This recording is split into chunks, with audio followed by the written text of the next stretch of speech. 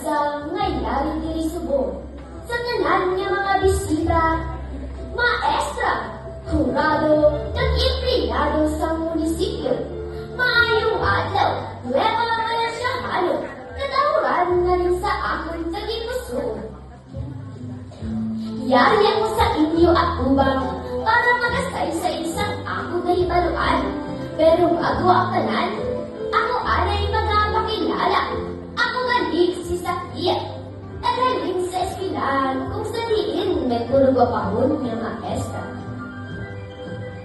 Nueva Valencia, iya mabugat tugig nga banwa, lugar na matahong kag matawan.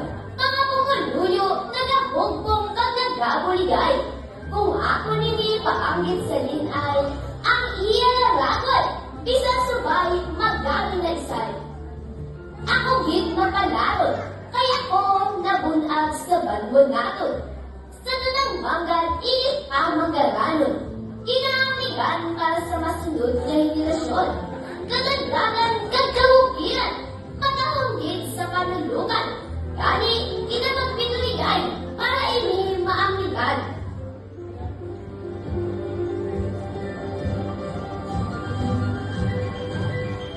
Nueva Valencia, sentro sa turismo, sentro sa pagbago.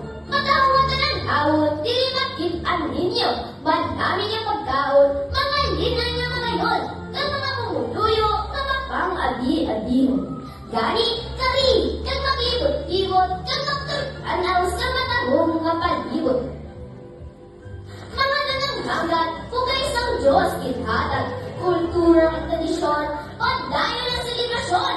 Gani, sa mga prinsipalidad, Nueva Valencia, sa gihapon ang akong pagapiliyon. Matang makalatuan, diri sa Nueva Valencia, inyo makitaan, hindi nyo gid pag-inusulan, kung hindi inyo ginala sa listahan sa inyo kalatuan.